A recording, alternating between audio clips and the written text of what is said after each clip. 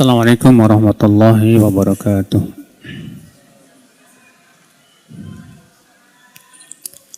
Alhamdulillah nahmaduhu wa nasta'inuhu wa nastaghfiruh wa na'udzu billahi min shururi anfusina wa min sayyiati a'malina. Man yahdihillahu fala mudilla lahu wa man yudlil fala hadiya lahu. Wa asyhadu an la ilaha illallah wahdahu la syarika lahu wa asyhadu anna Muhammadan abduhu wa rasuluh. Qala Allah Ta'ala fi kitabihil karim, ya ayyuhalladzina amanu taqullaha haqqa tuqatih wa la tamutunna illa wa antum muslimun, amma ba'd. Saudaraku seiman, alhamdulillah kembali kita bertemu pada tempat yang mulia ini. Dan kali ini kita akan membahas tentang kaidah-kaidah dalam beribadah. Kita semua wajib mengingat kembali, Pak, bahwa Allah menciptakan manusia dan jin itu untuk apa? Ibadah. Allah berfirman, "Wa ma khalaqatul jinna wal insa illa liya'budun." Tidaklah aku ciptakan jin dan manusia kecuali agar mereka beribadah kepadaku saja. Allah mengatakan dalam ayat ini ya, bahwa tujuan Allah menciptakan manusia dan jin adalah untuk ibadah. Karena ini tujuan kita, berarti sangat penting, Pak. Sangat penting untuk kita mengenal hakikat ibadah. Jangan sampai kita bodoh ya terhadap ibadah. Karena itu tujuan hidup kita di dunia. Di sana ada ya hal-hal yang perlu kita ketahui tentang seputar ibadah, Bapak sekalian ya. Yang pertama, bahwa ibadah itu rukunnya ada dua. Apa itu? Yang pertama, kamalul al-mahabbah. Dan yang kedua yaitu kamalu al-dhul. Yang pertama yaitu kamalul mahabbah, yaitu kecintaan yang sempurna.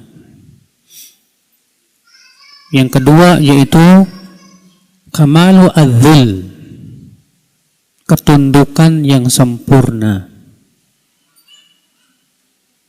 Karena Bapak dan Ibu-ibu ya, sebatas cinta tapi tidak tunduk bukan ibadah.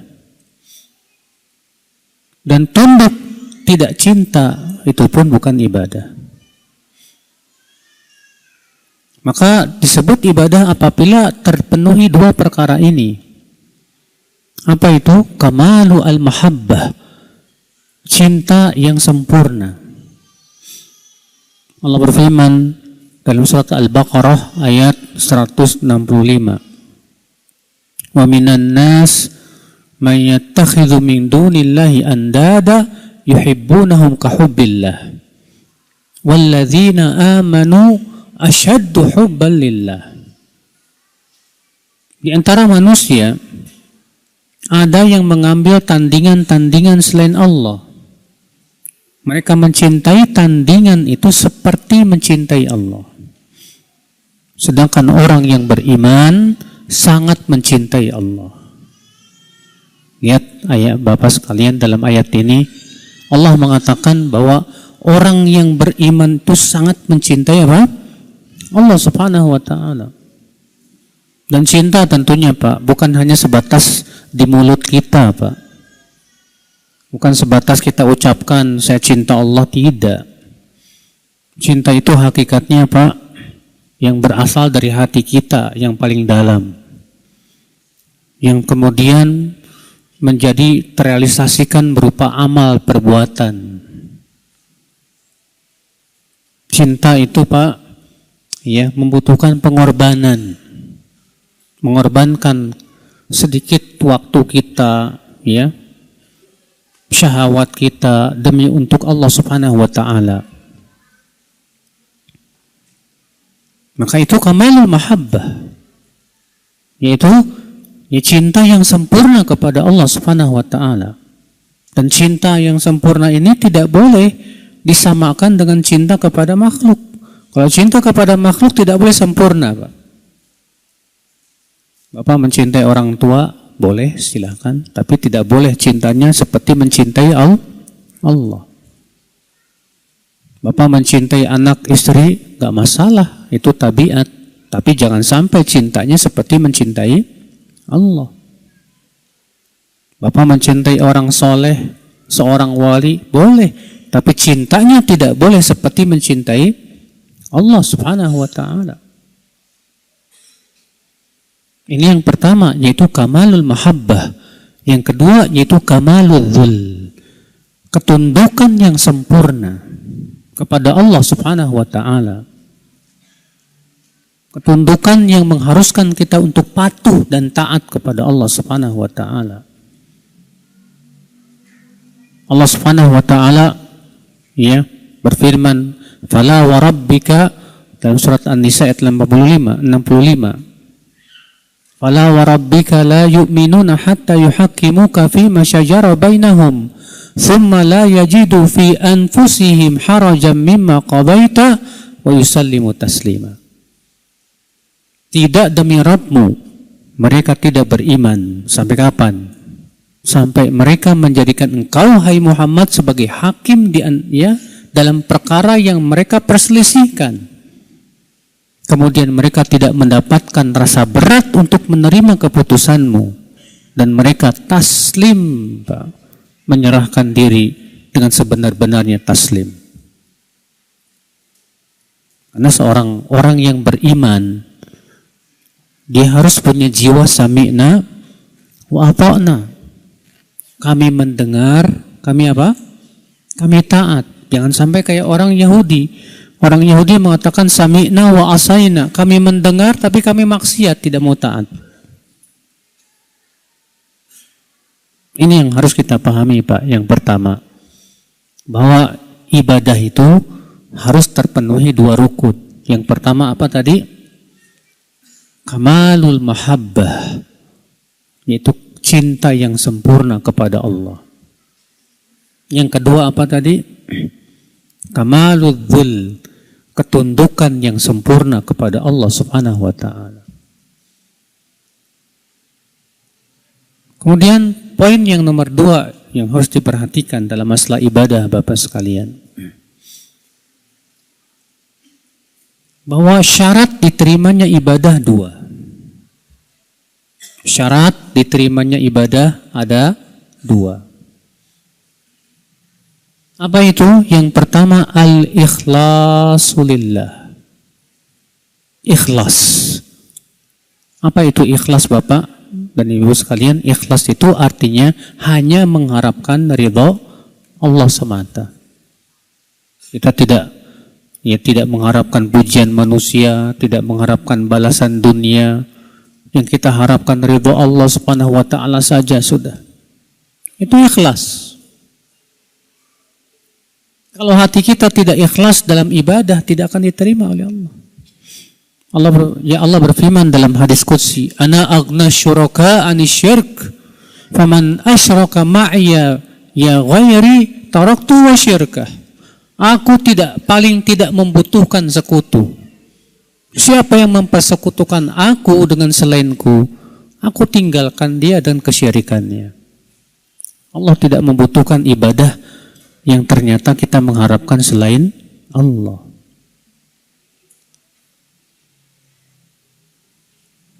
Makanya Rasulullah SAW, Pak, sangat mengkhawatirkan sebuah penyakit namanya riya. Kata Rasulullah SAW apa? Akhwafu ma akhafu alaikum asyirkul asghar, ar-riya. Yang paling aku khawatirkan atas kalian syirik kecil. Apa itu? Riya. Yaqumur rajul fayuzayyin salatahu lima yara min nadhari rajul. Ada orang yang berdiri salat, kata Rasulullah, lalu ia baguskan sholatnya karena ada yang memperhatikan sholatnya. Masya Allah. Dia kehilangan ikhlas, Pak. Orang yang kehilangan ikhlas, Pak, ibadah yang sangat besar itu bisa berubah menjadi maksiat yang besar. Bukan dalam hadis riwayat Muslim ya, Rasulullah SAW sabda, "Salasatun awwalu man yuqta bihim yaumal qiyamah." Ada 3 orang yang pertama kali dibakar dalam api neraka. Ada 3 orang yang pertama kali dibakar dalam api neraka. Siapa dia, Pak? Yang pertama kata Rasulullah, rajulun alim wa qari. Orang yang alim, berilmu dia, dan qari lagi, Pak. Maka Allah berfirman kepada orang ini pada hari kiamat, ma'amaluk, ma'amilta, apa yang kamu amalkan waktu di dunia? Apa kata orang ini, Bapak sekalian? Ya Rabb, ta'allamtul ilma wa qara'tul Qur'ana fika. Ya Allah, waktu di dunia aku mempelajari ilmu, aku membaca Al-Quran, semua karena Engkau ya Allah. Apa kata Allah, Pak? Kadzabta, kamu dusta. Bal ta'allamtal ilma lituqal alim. Dulu waktu di dunia kamu belajar ilmu hanya ingin disebut ulama. Qara'tal Qur'an lituqal qari. Dan dulu kamu membaca Quran hanya ingin disebut qari. Waqad qil, dan kamu sudah mendapatkan predikat itu. Fasuhiba bihi fa ulqiya finnar. Maka ia pun diseret kata Rasulullah dan dilemparkan ke dalam api neraka. Bayangkan, Pak. Padahal menuntut ilmu itu amalan yang paling besar pahalanya, Pak. Padahal membaca Quran itu amalan yang sangat besar pahalanya, Pak. Tapi gara-gara salah niat, gara-gara apa? Tidak ikhlas. Menuntut ilmu ternyata tujuannya biar pengen disebut apa? Ulama, kiai, ajengan. Baca Quran ternyata niatnya pengen disebut apa? Qari. Gara-gara salah niat dia marah dilemparkan ke dalam api neraka. A'udzubillah, sallallahu salamatu wal afiyah. Maka dari itu saudaraku, ini syarat diterimanya amal yang pertama. Apa itu? Ikhlas. Hanya mengharapkan wajah Allah saja sudah. Syarat yang kedua, mutaba'atur Rasul, sesuai dengan tuntunan Rasulullah sallallahu alaihi wasallam. Maka ibadah kita harus sesuai dengan tuntunan Rasul sallallahu alaihi wasallam. Cara wudu kita, cara sholat kita, cara puasa kita, cara umroh kita, cara zakat kita, cara haji kita, semua ibadah harus sesuai dengan tuntunan Rasulullah sallallahu alaihi wasallam. Makanya kata para ulama, Pak, ibadah itu sifatnya tauqifiyah. Ibadah itu sifatnya apa? Tauqifiyah. Apa sih tauqifiyah, Pak? Tauqifiyah itu artinya menunggu dalil, Pak, menunggu perintah. Ada perintah lakukan, kalau tidak ada perintah jangan lakukan. Kenapa? Karena ibadah itu hak Allah. Dan Allah ingin diibadahi sesuai dengan yang Allah cintai dan ridhai. Bukan sesuai dengan selera-selera kita, Pak. Yang Allah cintai dan ridhai, yang Allah ajarkan kepada Rasulullah sallallahu alaihi wasallam. Berarti kewajiban kita, Pak, ibadah itu harus sesuai dengan tuntunan Rasul. Makanya kalau kita mau ibadah, tak pastikan dulu ada nggak tuntunannya dari Rasulullah sallallahu alaihi wasallam. Kalau tidak ada tuntunannya dari Rasulullah sallallahu alaihi wasallam, jangan lakukan. Karena itu namanya, Pak, membuat syariat yang tidak diizinkan oleh Allah Subhanahu wa taala. Karena membuat ibadah baru itu artinya membuat syariat. Sedangkan syariat itu milik siapa? Milik Allah. Yang berhak membuat syariat siapa? Yang berhak membuat syariat hanya Allah. Rasulullah berhak buat syariat nggak, Pak? Rasulullah tidak berhak membuat syariat. Rasulullah itu hanya mubalik. Rasulullah itu hanya menyampaikan saja. Iya. Adapun membuat syariat, Rasulullah tidak berani. Banyak hadis-hadis yang menunjukkan kepada hal itu. Di antaranya sebuah contoh misalnya, Pak. Ketika haji wada datang kepada Rasulullah SAW, seorang laki-laki yang tentunya sedang ihram ya. Kalau sedang ihram itu kan tidak boleh cukur rambut. Datang orang ini kepada Rasulullah dan berkata, "Ya Rasulullah, sesungguhnya kutu-kutuku ini sangat menggangguku sekali ya Rasulullah." Saking banyaknya itu kutunya sampai berjatuhan, Pak. Kemana? Ke wajahnya. Akhirnya dia berkata, "Ya Rasulullah, boleh tidak aku mencukur rambutku ini ya Rasulullah? Sementara aku sedang berihram." Apa yang terjadi, Pak? Rasulullah nggak berani jawab. Tak lama kemudian Allah berikan wahyu kepada Rasulullah Sallallahu Alaihi Wasallam.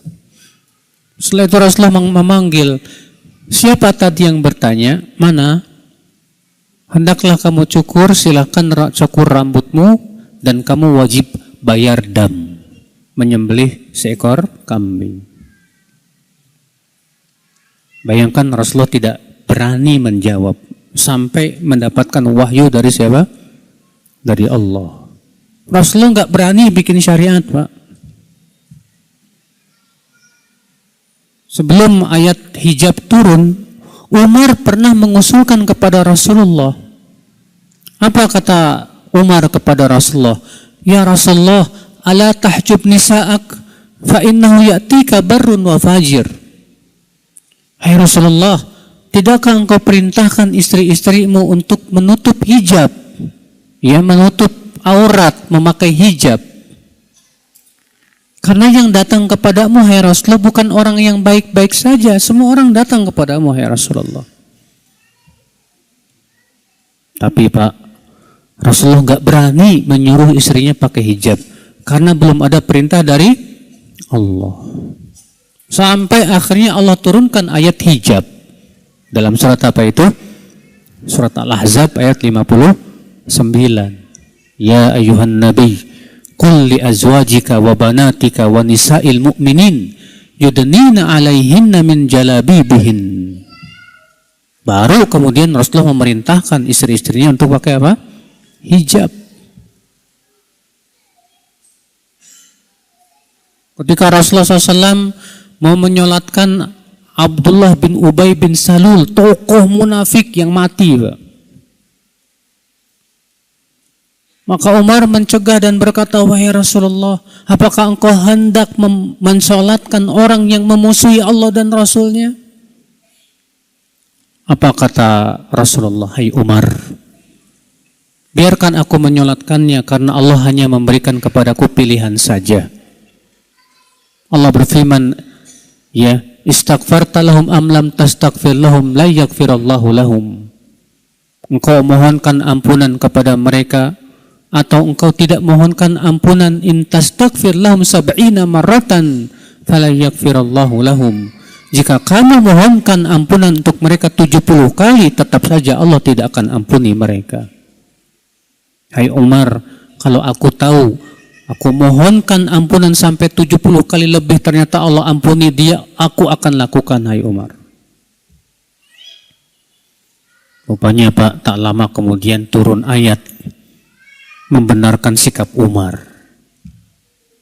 Allah berfirman, ya, "Ma kana lin nabi walladzina amanu an yastaghfiru lil musyrikin." Tidak boleh Nabi dan orang-orang yang beriman untuk memohonkan ampunan untuk orang-orang yang musyrik itu. Walau kanu uli qurba, walaupun mereka karib kerabatnya. Min ba'di ma tabayyana lahum annahum ashabul jahim. Setelah jelas kepada mereka bahwa mereka penduduk neraka jahanam. Dilarang. Lalu Allah turunkan firman-Nya, "Wala tusalli ala ahadin minhum mata abada, wala taqum ala qabrih." Jangan sekali-kali kamu menyolatkan mereka selama-lamanya dan jangan kamu berdiri di kuburannya. Baru Rasulullah tidak berani setelah mendapatkan apa? Wahyu dari Allah. Berarti ini membuktikan Rasulullah tidak berani membuat syariat. Rasulullah tidak berani membuat ibadah sampai ada perintah dari siapa?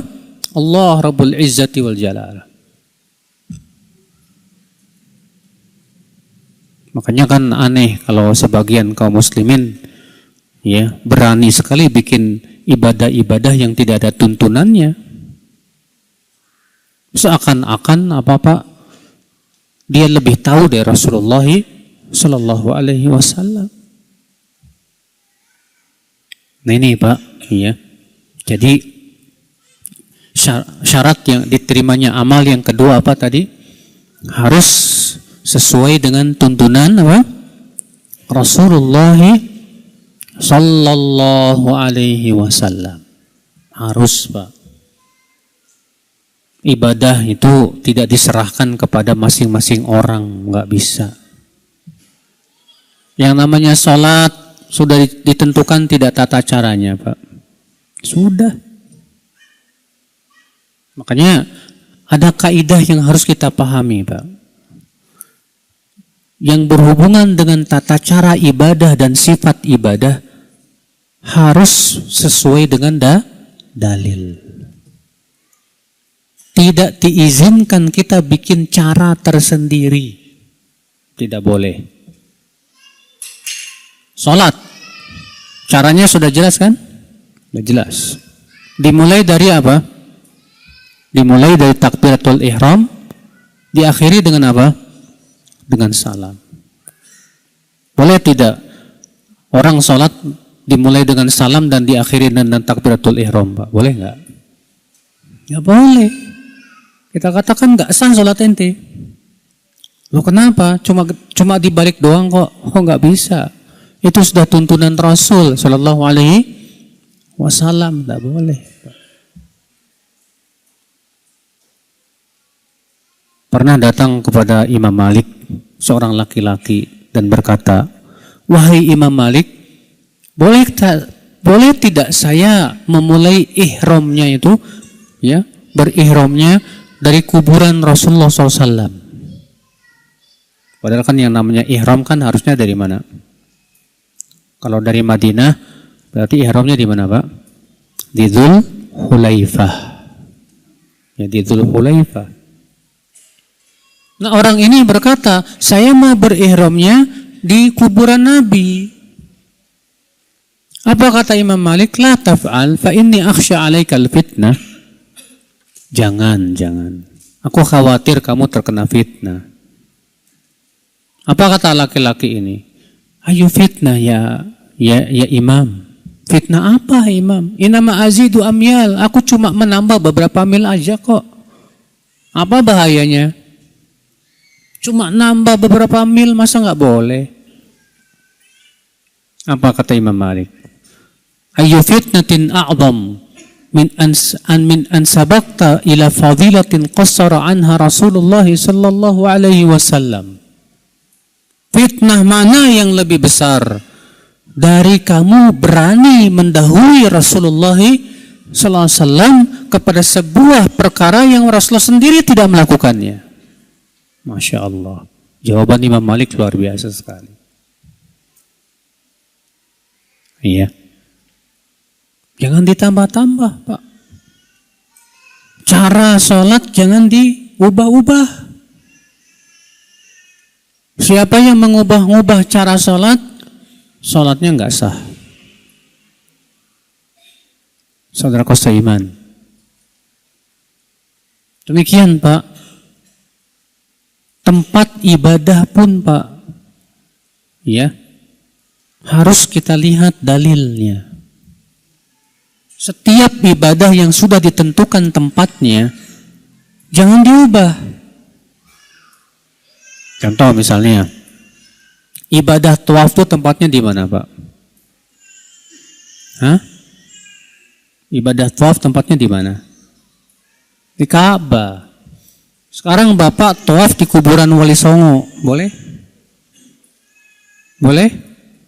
Bapak pergi ke kuburan Wali Songo, tawaf di kuburan 7 keliling. Haram, kita katakan itu syirik.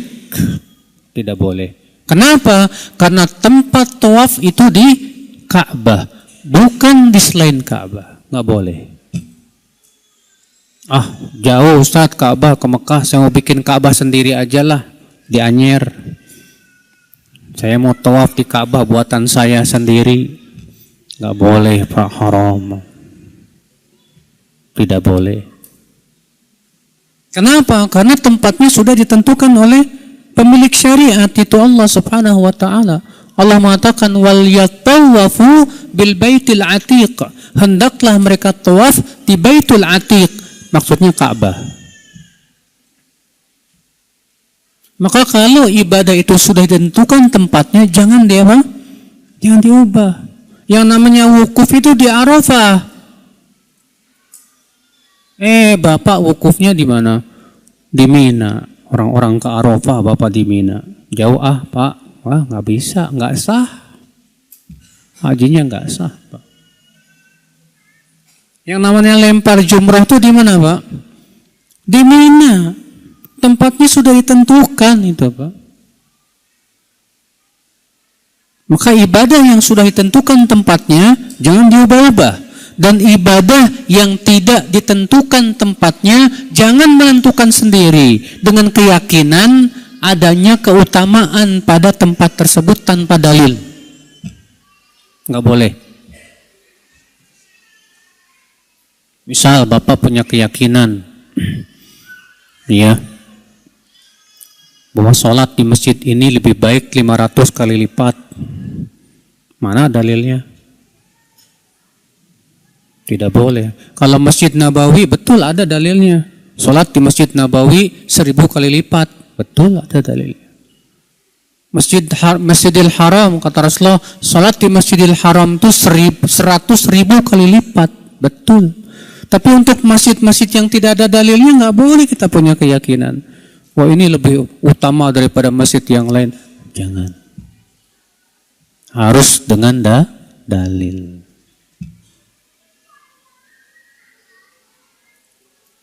Demikian pula waktunya, Pak. Ibadah yang sudah ditentukan waktunya jangan diubah-ubah, Pak. Waktu haji kapan, Pak? Hah? Mana nih yang udah pada haji ini? Waktu haji itu kapan? Di bulan Dzulhijjah, tanggal berapa? Tanggal 1? Enggak, dimulai dari tanggal 8, hari Tarwiyah. Ya, kemudian wukuf tanggal 9 di Arafah. Kemudian nginep di Muzdalifah. Lalu kemudian ke Mina melempar jumrah Aqobah di tanggal 10-nya. Boleh enggak diganti? Ustadz, saya hajinya di bulan Dzulqa'dah aja, boleh enggak? Enggak sah, enggak boleh. Loh kok, kenapa? Ya, karena Allah yang sudah menentukan itu. Kalau waktunya sudah ditentukan oleh Allah dan Rasulnya, jangan diubah-ubah. Dan kalau ibadah itu tidak ditentukan waktunya, jangan menentukan waktu sendiri dengan tanpa dalil, dengan keyakinan di situ ada keutamaan. Tidak boleh, Pak. Pahami itu, Pak. Ini masalahnya tadi, Pak.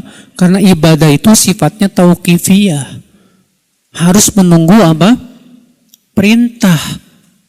Harus menunggu dalil dari Allah dan Rasulnya. Saudara kau seiman. Demikian pula jumlah, Pak.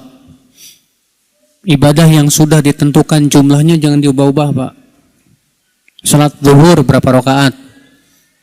4. Boleh nggak ditambah 6 rakaat? Nggak boleh. Salat subuh berapa rakaat, Pak? 2. Boleh nggak ditambah 4 rakaat? Nggak boleh. Kenapa? Kok nggak boleh, Ustadz?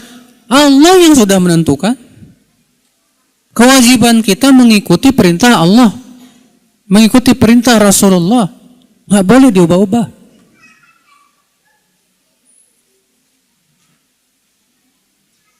Saudaraku seiman, rahimani wa rahimakumullah jami'an. Dan ibadah, Pak, yang tidak ditentukan jumlahnya, jangan menentukan jumlah sendiri dengan keyakinan adanya keutamaan di situ dengan tanpa dalil, Pak. Kadang di masyarakat, Pak, ada orang datang ke kiai dan bilang gini, Pak Kiai, tolong dong saya kasih syariat. Kenapa? Biar enteng jodoh. Oh, baca ya la ilaha illallah 5.000 kali. Nanti kamu enteng jodohnya. Kita katakan, mana dalilnya Pak Kiai? Kalau Bapak baca la ilaha illallah 5.000 kali itu keutamaannya akan enteng jodoh. Mana dalilnya? Ini kan namanya membuat syariat. Dan membuat syariat itu hanya hak Allah subhanahu wa ta'ala. Bukan hak kiai, bukan hak ulama, bukan.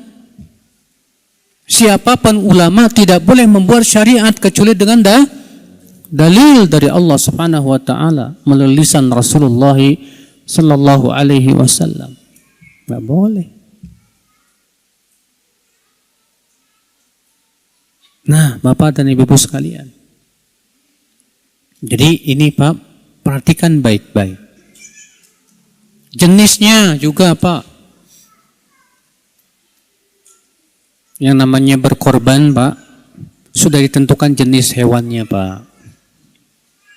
Apa itu? Unta, terus sapi, terus kambing atau domba. Terus ada orang datang, Ustadz, saya mau berkorban pakai jerapah. Boleh? Boleh nggak? Yang satu lagi datang, saya mau berkorban pakai ayam, Ustadz, 1.000 ekor. Boleh? Nggak boleh. Iya. Emang kenapa? Kan yang penting berkorban, Ustadz. Enggak, jenisnya sudah tentukan masalahnya. Perhatikan itu baik-baik, saudaraku seiman.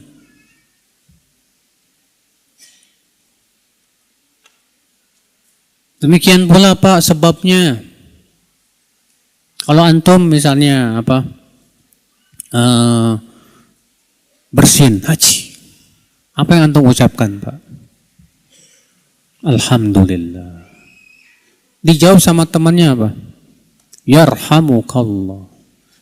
Antum jawab apa lagi? Yahdikumullah wa yuslih balakum. Sebab antum mengucapkan alhamdulillah tadi bersin.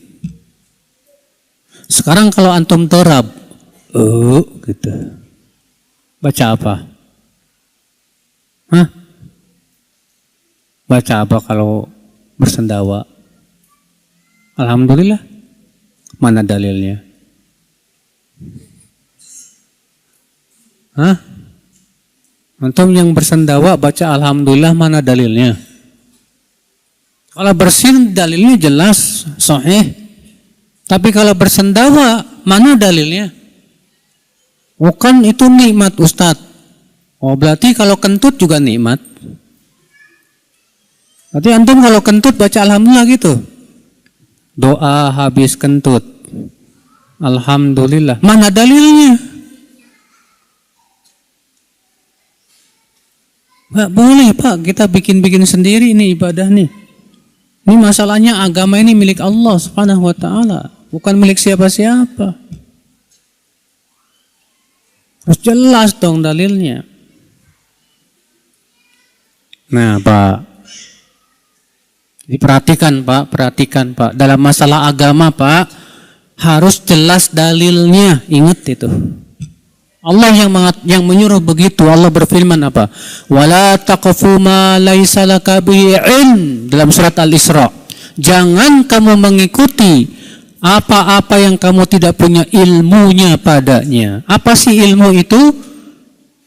Kata Imam Az-Zahabi, al-ilmu qala Allah, qala Rasul, wa qala sahabah. Hakikat ilmu itu firman Allah, sabda Rasulullah, dan yang diucapkan oleh para sahabat. Itulah ilmu. Kalau cuma ikut-ikutan tanpa tahu dalil, itu bukan ilmu, Pak. Kata Imam As-Suyuti, ajma'al ulama ala anna taklid baisal bil ilm. Para ulama semua sepakat ya bahwa taklid itu bukan ilmu. Taklid itu artinya ngikutin orang tanpa mengetahui dalil. Cuma ikut-ikutan doang. Itu bukan ilmu, Pak. Sementara Allah mengatakan jangan kamu mengikuti sesuatu yang kamu tidak punya apa? Ilmunya. Sementara hakikat ilmu itu yang berasal dari Allah dan Rasul. Jadi kalau Bapak mau ngikutin pendapat siapapun, baik kiai dan yang lainnya, sebaiknya tanya dalil di mana. Cuma masalahnya apa? Banyak kiai kalau ditanya dalil ngambek, Pak. Kamu ngapain nanya-nanya dalil? Percuma saya jelasin juga kamu nggak bakal paham. Lah justru Pak Kiai harusnya memahamkan dong. Masa seorang kiai nggak paham dalil, nggak bisa memahamkan dalil? Kalau kiai nggak bisa memahamkan dalil ya jangan jadi kiai lah, Mas. Saudaraku seiman rahimani wa rahimakumullah jami'an. Nah ini saudaraku seiman. Jadi syarat diterimanya ibadah ada dua. Yang pertama apa tadi? Ikhlas. Yang kedua apa tadi? Sesuai dengan tuntunan Rasulullah Sallallahu Alaihi Wasallam. Kalau ikhlas tapi tidak sesuai dengan tuntunan Rasul diterima tidak, Pak? Enggak. Mana dalilnya kalau tidak sesuai dengan tuntunan Rasul tidak terima? Hadis riwayat Bukhari dan Muslim. Rasulullah bersabda, "Man 'amila 'amalan laisa 'alaihi amruna fahuwa raddun." Siapa yang mengamalkan suatu amal yang tidak ada di atasnya perintah kami, maka ia tertolak, kata Rasulullah sallallahu alaihi wasallam. Ditolak sama Allah, Pak. Iya. Sesuai dengan tuntunan Rasul tapi tidak ikhlas juga ditolak, nggak diterima sama Allah. Maka amal akan diterima apabila memenuhi dua syarat tadi, Bapak sekalian. Yang pertama apa? Ikhlas. Yang kedua, sesuai dengan tuntunan Rasulullah sallallahu alaihi wasallam. Karena agama kita, agama Islam itu ilmiah loh, Pak. Iya, jelas dalilnya dari Al-Quran, dari hadis, dari ya pemahaman para sahabat, para ulama. Iya. Akal Islam, saudaraku seiman, rahimani wa rahimakumullah jami'an. Poin selanjutnya yang harus kita perhatikan, saudaraku sekalian, dalam masalah ibadah, yaitu Bapak sekalian, bahwa ibadah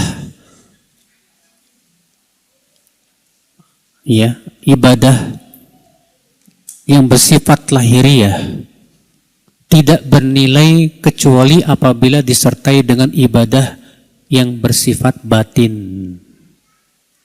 Ibadah lahir tidak bernilai kecuali kalau disertai dengan ibadah apa? Batin. Dan ibadah batin itu, Pak, harus menimbulkan ibadah lahir. Saya mau tanya sama Pak, ibadah lahir itu contohnya apa sih? Apa yang dimaksud dengan ibadah lahir? Yaitu ibadah yang kita lakukan dengan anggota badan kita, Pak. Sholat, zakat, puasa, itu namanya ibadah yang bersifat apa? Lahir, kelihatan gitu. Sedangkan ibadah batin itu adalah ibadah yang dilakukan oleh hati kita. Contohnya apa? Ikhlas. Ya, contohnya apa? Khusyuk juga termasuk ibadah hati dan juga ibadah badan. Contoh lagi apa, Pak? Takut kepada Allah, cinta kepada Allah, tawakal kepada Allah, berharap kepada Allah. Ini ibadah-ibadah hati semua nih, Pak. Ya. Maka ibadah yang bersifat lahir tidak ada nilainya kalau tidak disertai dengan ibadah yang bersifat apa? Batin itu. Contoh, Bapak sholat, Allahu Akbar. Tapi Bapak tidak ada niat mau sholat. Sementara niat itu tempatnya di mana, Pak? Niat tempatnya di hati, bukan di lisan. Ya. Semua ulama sepakat berijma bahwa niat itu tempatnya di hati. Maka kalau misalnya Bapak sholat tapi tidak ada niat sholat, sah nggak sholatnya, Pak? Nggak sah lah, nggak diterima.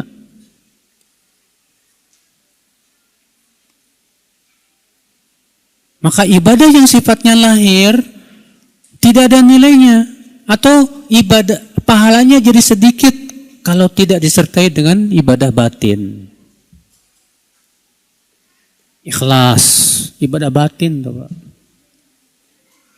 Khusyuk, Bapak sholatnya nggak bisa khusyuk. Ketika sholat ingat sana, ingat sini, ingat itu. Wah, Masya Allah. Allah mencela orang munafik, Pak, yang mereka sangat sedikit mengingat Allah saat sholatnya, Pak. Allah berfirman dalam surat An-Nisa apa? Innal munafiqina yukhadi'una Allah wa huwa khadi'uhum. Wa idza qamu ila sholati qamu kusala yura'una an-nas wa la yadhkuruna Allah illa qalila. Sesungguhnya orang munafik itu menipu Allah dan Allah akan balas tipuan mereka. Dan apabila mereka berdiri untuk sholat, mereka berdiri dengan malasnya. Itu pun mereka ria, ingin dilihat orang. Dan mereka tidak mengingat Allah dalam salatnya kecuali sedikit saja.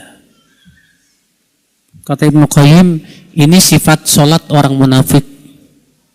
Yang pertama, males-malesan. Yang kedua, ria. Yang ketiga, jarang mengingat Allah dalam salatnya. Walaupun salat, tapi pikirannya entah ke dunia, sana, sini. Sedikit pengingat Allahnya ketika sholat itu. Sehingga nilainya pun di sisi Allah, Pak, menjadi sangat sedikit sekali. Bapak dan Ibu sekalian, akhwat Islam, saudaraku seiman, rahimani wa rahimakumullah jami'an. Makanya kata para ulama, ya, amalan hati itu lebih agung dibandingkan amalan badan. Amalan hati lebih agung dibandingkan dengan amalan apa? Badan. Ibadah hati lebih agung daripada ibadah apa? Badan. Ya. Ibadah hati sudah kita sebutkan tadi contohnya, ikhlas, ya, niat, tawakal, cinta, takut, berharap. Itu namanya ibadah-ibadah apa? Ibadah-ibadah hati, Bapak. Ya kota Islam, saudaraku seiman. Rahimani wa rahimakumullah jami'an. Makanya Imam Ahmad pernah ditanya, Pak, apa sih ibadah yang paling utama? Apa kata Imam Ahmad? Lihat mana yang lebih berpengaruh untuk hatimu, maka itulah yang paling utama.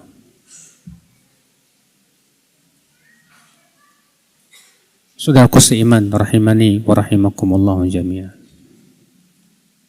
Kemudian poin selanjutnya yang harus kita perhatikan dalam ibadah, Pak,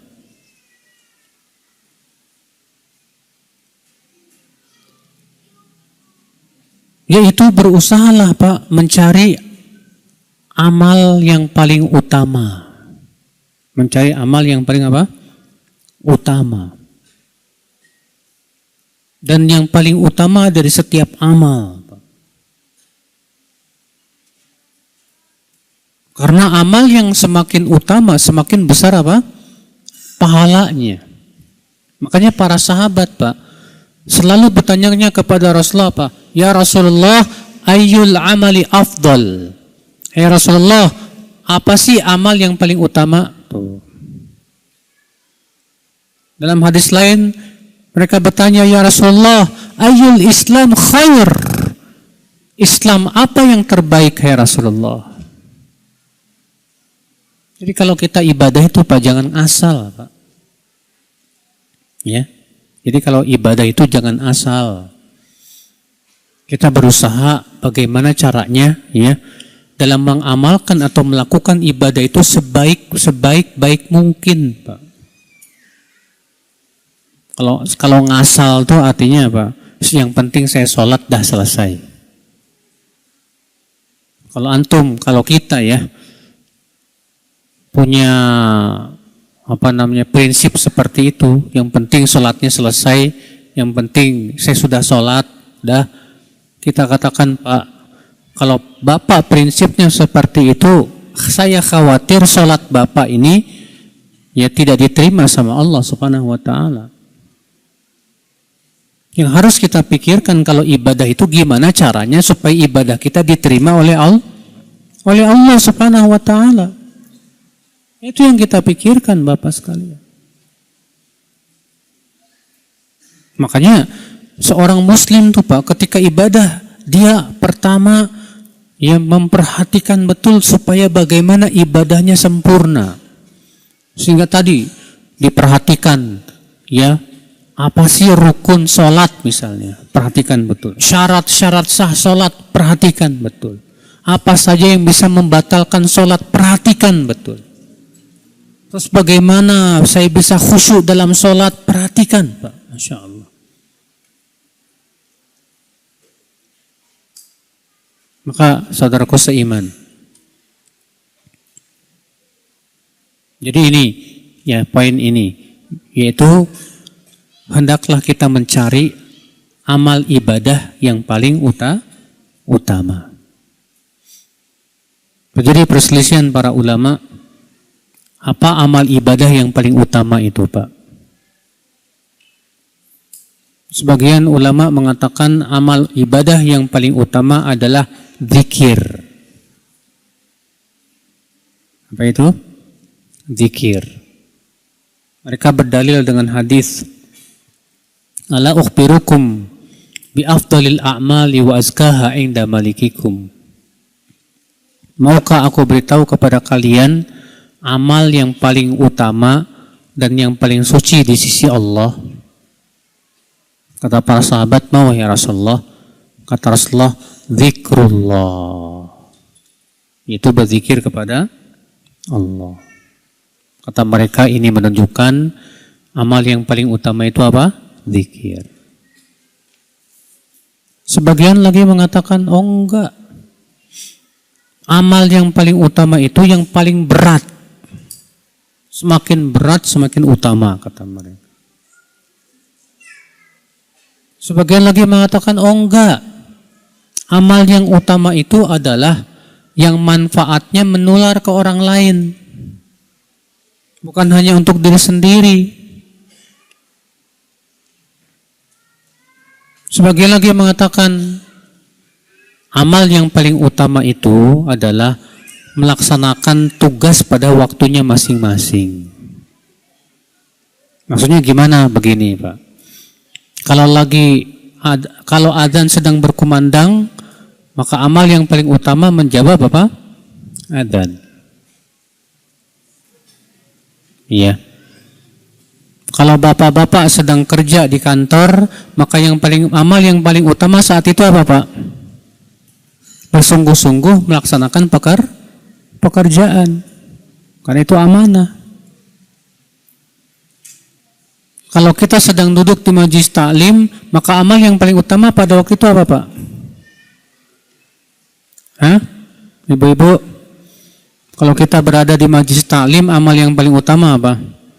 Mendengarkan dan mencatat.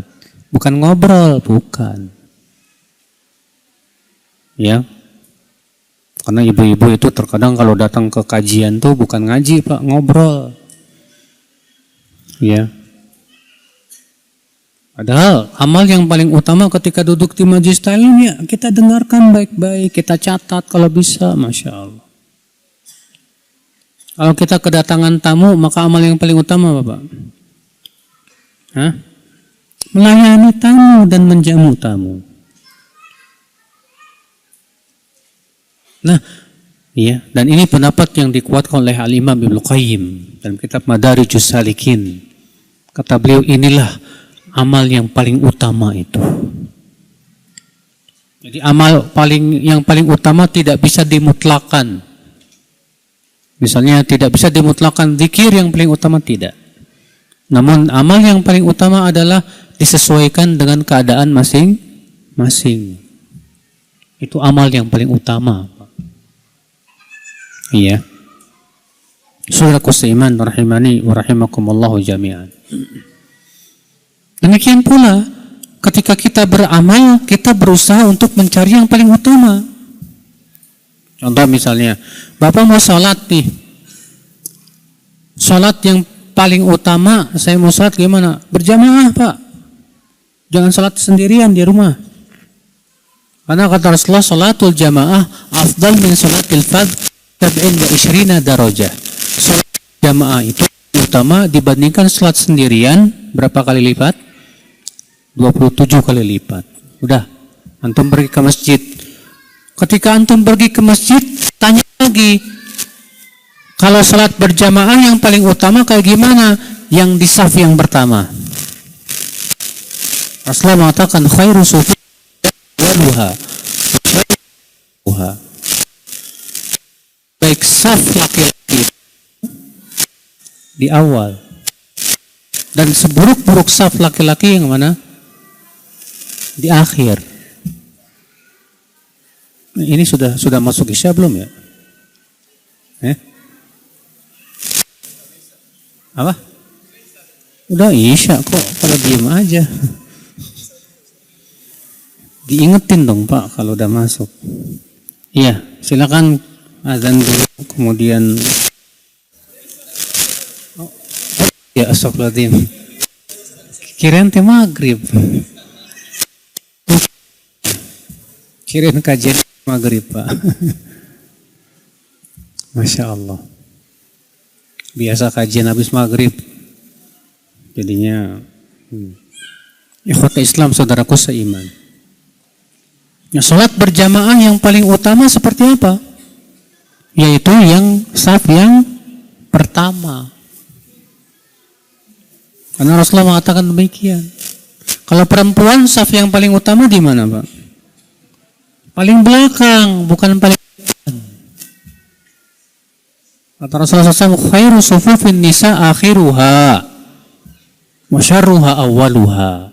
Sebaik-baik safnya wanita yang paling terakhir dan yang paling buruk yang paling depan. Iya. Saudaraku seiman. Nah, coba kayak gini kita.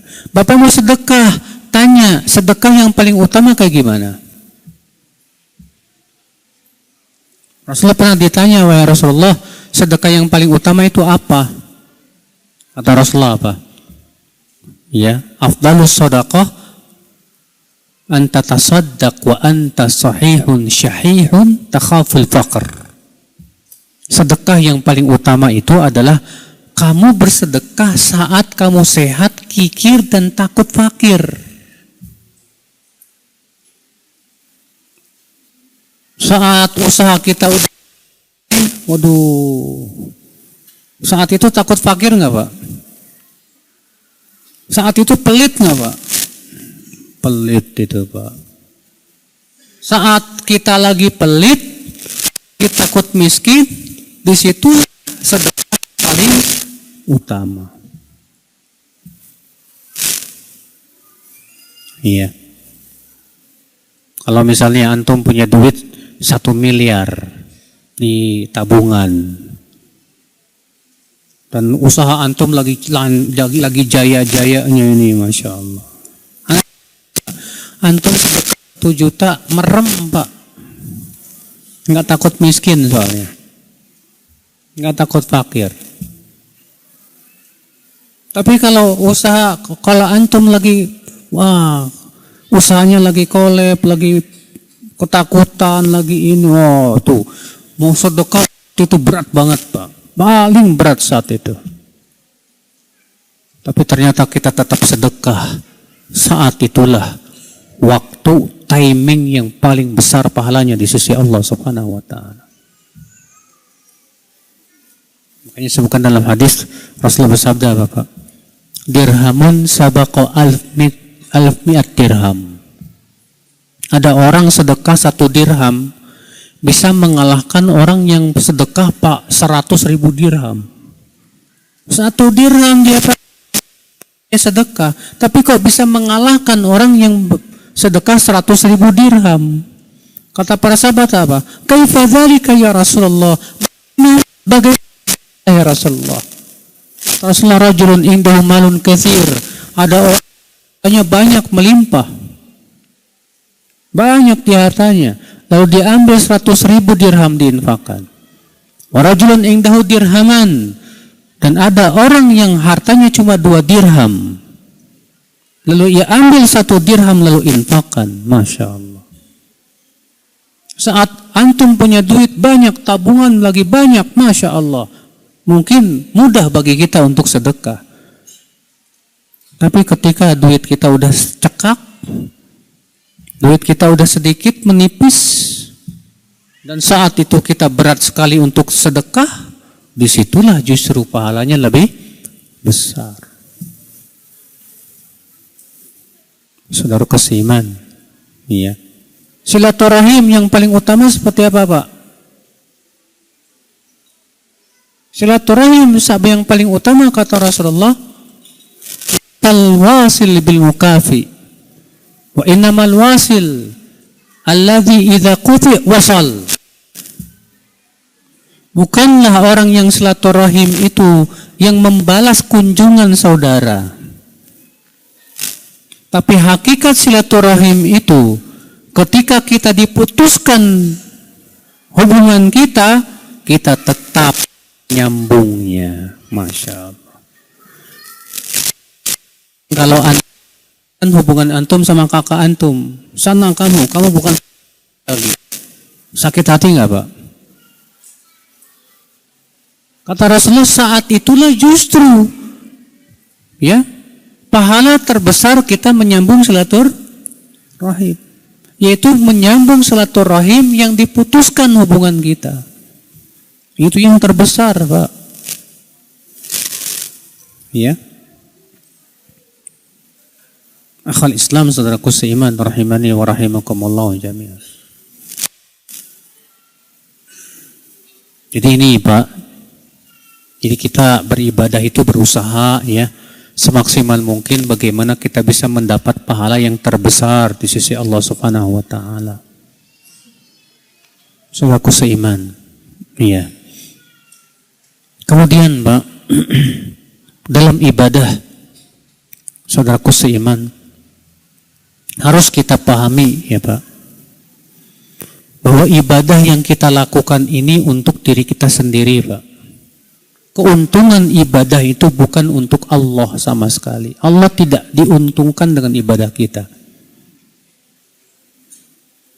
Yang diuntungkan dengan ibadah kita itu kita sendiri, Pak. Pahami itu baik-baik. Allah berfirman, "In ahsantum ahsantum li anfusikum wa in asatum falaha." Jika kamu berbuat baik, maka kamu berbuat baik buat diri kamu sendiri. Dan jika kamu berbuat buruk, maka keburukan itu buat kamu sendiri. Allah tidak diuntungkan dengan sholat kita. Allah tidak diuntungkan dengan ibadah dan amal soleh kita. Tidak sama sekali. Dan Allah pun tidak dirugikan dengan amal maksiat kita. Tidak sama sekali. Yang untung kita, yang rugi juga kita.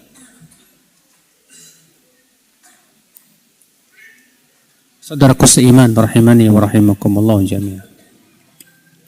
Dan perlu juga ingat Pak, jangan sampai tertipu dengan banyaknya ibadah kita Pak. Jangan sampai ibadah kita malah menimbulkan rasa ujub dan sombong. Hati-hati loh. Hanya karena Bapak banyak ibadah, lalu Bapak menganggap remeh orang yang kurang ibadahnya. Itu tandanya Pak, ibadah Bapak nggak diterima Allah.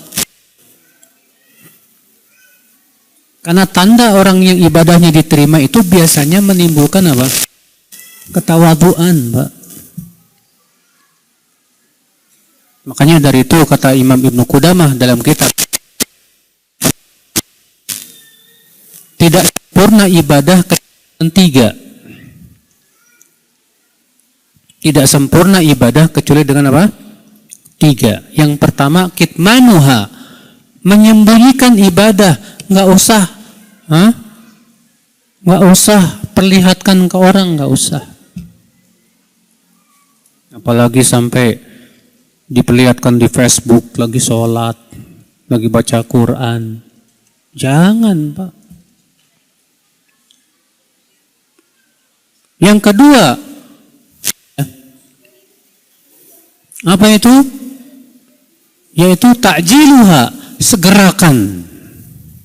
Segerakan, jangan ditunda-tunda. Yang ketiga, ya, yaitu jangan menganggap banyak tapi sedikit. Jadi ibadah tidak sempurna kecuali dengan tiga tadi. Yang pertama apa Pak? Menyembunyikan amal ibadah kita. Yang kedua apa tadi Pak? Menyegerakan amal ibadah kita, jangan menunda-nunda. Yang ketiga apa Pak?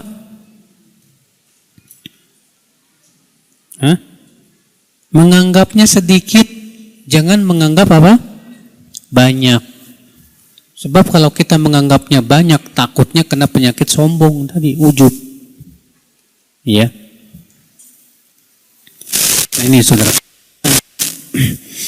kita berusaha saudaraku dalam masalah ibadah kita perhatikan hal-hal seperti ini. Saya kira cukup sampai di sini Pak.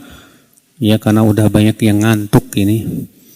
Biasanya kalau semakin malam semakin ngantuk Pak. Baik, semoga yang saya sampaikan bermanfaat.